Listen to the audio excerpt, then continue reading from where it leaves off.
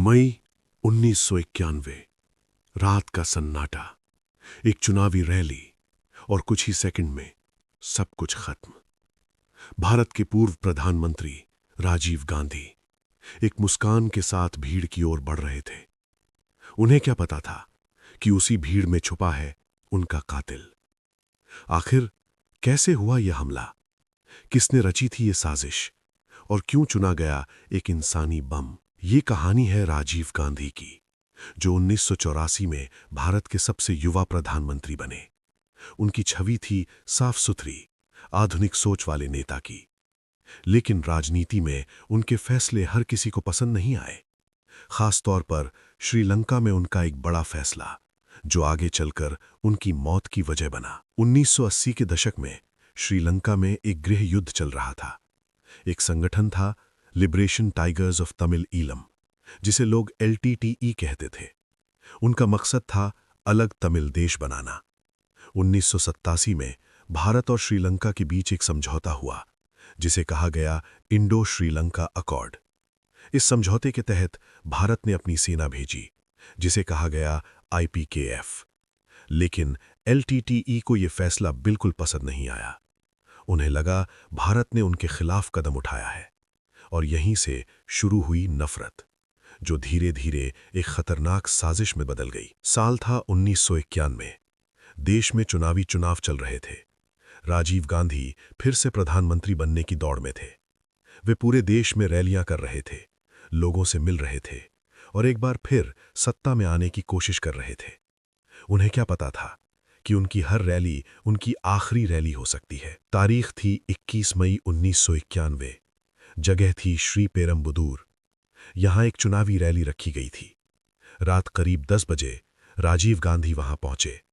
भीड़, नारे, कैमरे, सब कुछ सामान्य लग रहा था। राजीव गांधी भीड़ के बीच से गुजरते हुए लोगों से हाथ मिला रहे थे, मुस्कुरा रहे थे। और तभी एक लड़की उनके करीब आई। उस लड़की का नाम था तेन्मोजी राजरात्नम, जिसे धनु कहा जाता था। वो LTTE की सदस्य थी। उसने फूलों की माला पहन रखी थी और वो भीड़ में ऐसे घुली हुई थी जैसे एक आम समर्थक हो।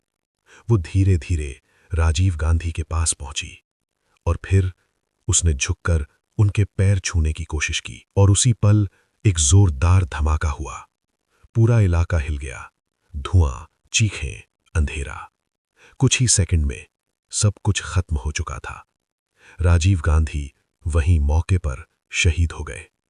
इस हमले में करीब 14 अन्य लोग भी मारे गए। भारत ने अपना एक बड़ा नेता खो दिया। जांच शुरू हुई।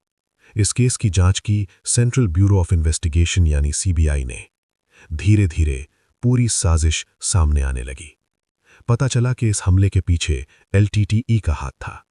उन्होंने ही तेन्मोजी राजरात्नम को ट्रेन किया था और उसे इस मिशन पर भेजा था। इस साजिश का मास्टरमाइंड माना गया वेल्लीपुताय प्रभाकरण को, जो LTTE का प्रमुख था। उसने राजीव गांधी को मारने का आदेश दिया था, क्योंकि उसे लगता था कि राजीव गांधी LTTE के खिलाफ है। इस केस में कई लोगों को गिरफ्तार किया गया।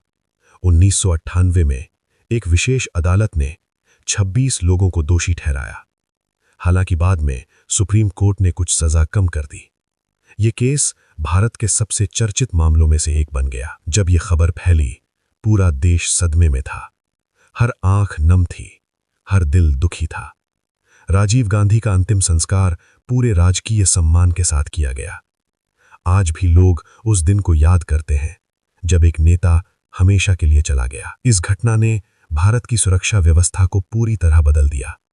VIP सुरक्षा और भी कड़ी कर दी गई और ये सिखाया कि खतरा कभी भी कहीं से भी आ सकता है। कभी कभी इतिहास सिर्फ किताबों में नहीं होता, वो जिंदा रहता है लोगों की यादों में।